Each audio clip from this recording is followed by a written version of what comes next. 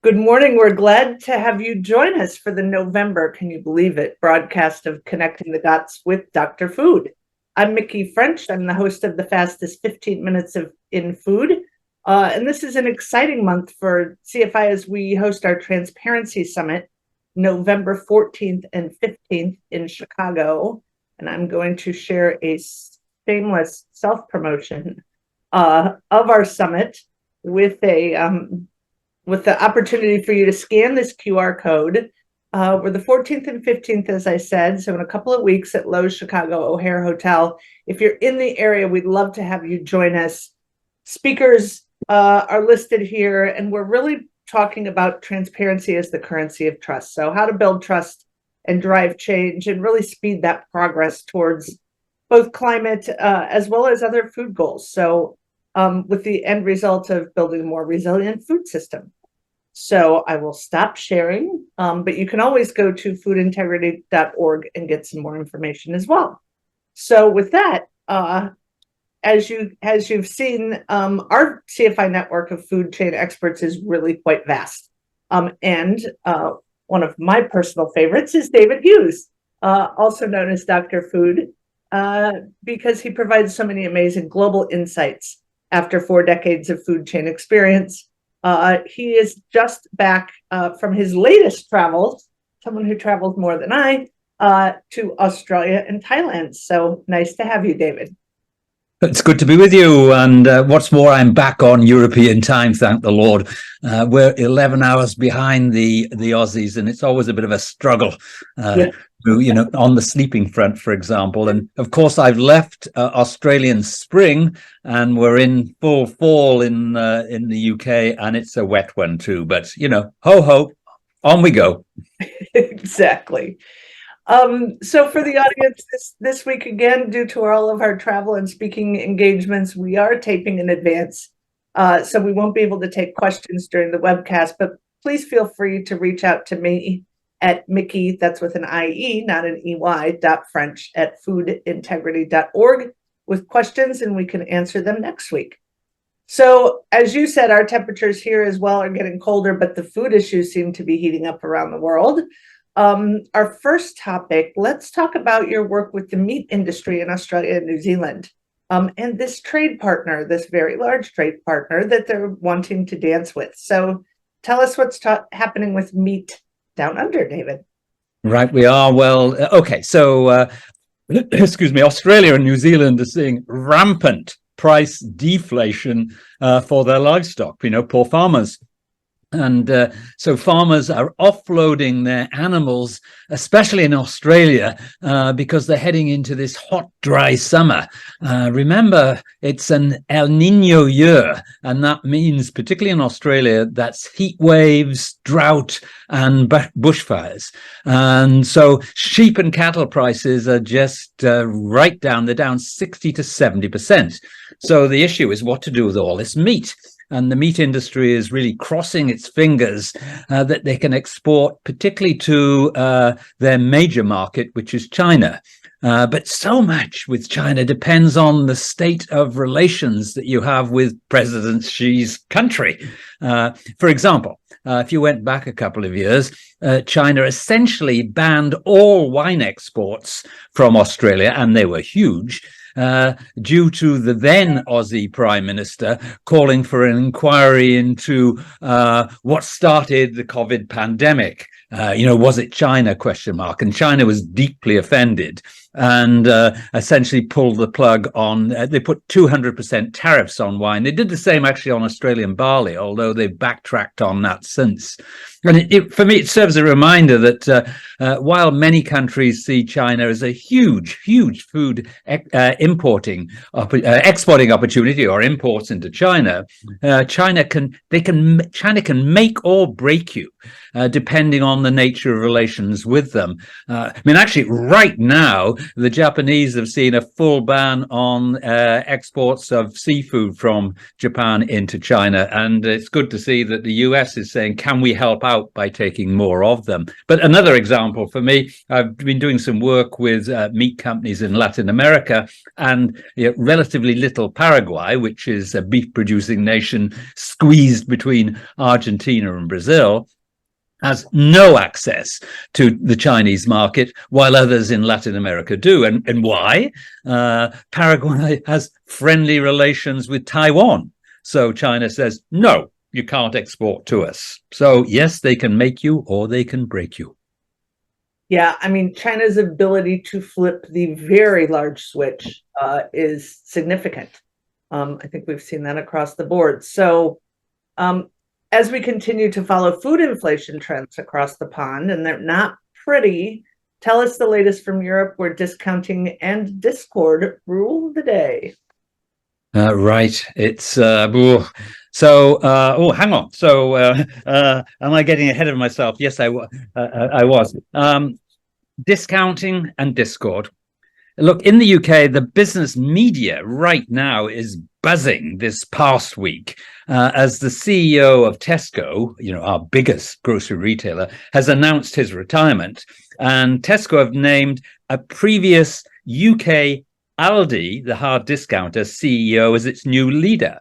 And for my mind, it sort of underlines the competition coming from the hard discounters at the moment. For a leader in grocery supermarkets in our camp, saying, let's parachute in to help save us, a ex-hard discounter CEO, says a great deal, I think. And that's... And moving on, I mean, it's difficult times for us right now across Europe, actually. Consumers and the food industry are really worried that they may be moving into another food price spike period. Oh, my Lord. I mean, food price inflation in the UK is in the headlines. It's at 12%. That's less than it was, but you're at 4%, for goodness sake. So we're at high levels. And remember, mortgage rates are high and income is low in the UK. Never forget that 6 out of 10 households in the UK have family incomes of less than 50,000 American dollars. I mean, the US median income household is 75K dollars in the US. So you're 50% higher in this. You're richer, you guys. And we're worried here about energy prices ticking up at the moment for all sorts of reasons. And like in many countries, there's been adverse climate impacts. October, for example, if I reflect back on it, was the wettest October month on record. We've had floods across the UK and indeed Europe and North Africa. Yields are reduced. The fall seeding undertaken by our farmers has been washed away. My. Superimposed on that is the geopolitical strife, and of course Ukraine, and now Israel and Gaza. Plus still in the UK, we're trying to cope with the aftermath of Brexit, and particularly relating to labour crisis. And that's in both agriculture and throughout the food chain. So it's not a pretty picture, and it's a very difficult time. It really shows what those macro issues, how they affect food and ag. So I'll jump into our third topic, which is a bit of a bright spot in the UK. So let's hear the results of Tesco's Better Basket campaign. I think this is fascinating, as well as some other surprising moves that retailers are making in the UK. Well, it is. Thank you, Mickey. It is good news, and it's good to have good news. If I went back to May 2022, so about sort of 16, 18 months ago, then Tesco launched healthy zones in their stores to try and nudge shoppers away from particularly high salt, high sugar, high fat foods. And they referred to it as their Better Basket campaign. And it focused on high fiber, plant-based, low calorie, under 100 calorie food products, which were all sold at very everyday low prices, matching Aldi prices. And the Tesco results for the past 12 months relating to the Healthier Baskets program are out. And what do they show? So for the past 12 months, 500,000. This is just through Tesco. Remember, Tesco shoppers are buying healthier products. purchasing more healthy foods as compared to the previous year. Better basket products are 15% increase in volume up year on year. Plus, Tesco took 71 billion calories out of its private label products through reformulation. And, remember, I've mentioned it many times that in Tesco, 50% plus of their sales are for their own private label. And actually, those private label products are growing at twice the speed as branded. And so the 500,000 baskets contain as much as 65% contain healthy products. So it's a nudge in the right direction, which is very encouraging. We have big obesity problems in the UK, indeed, as you do, and right. Somebody has to get a handle on this. But here's another surprising move. Go ahead. Major supermarkets know that more regulation is coming on healthy eating in the UK, not least because, like you guys, actually, within the next year, a general election is coming and we're liable to change the party in power. And so the outlook favors the Labour, the left-leaning party, and they're much more likely to regulate than our Conservatives, who are sort of closer to your Republicans.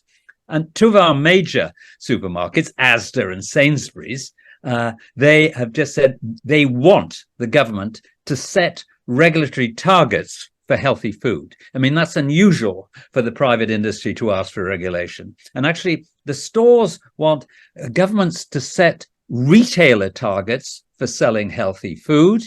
So it doesn't become a competitive thing. But it makes it clear right across the market that we all want to move in the same direction, and it's helpful if they get a push from government. What this means for us is that we're more likely, very likely, to have Nutri-scores on food. This will become mandatory. Nutri-scores being like traffic light, is it green traffic light for good or red for unhealthy, if you will?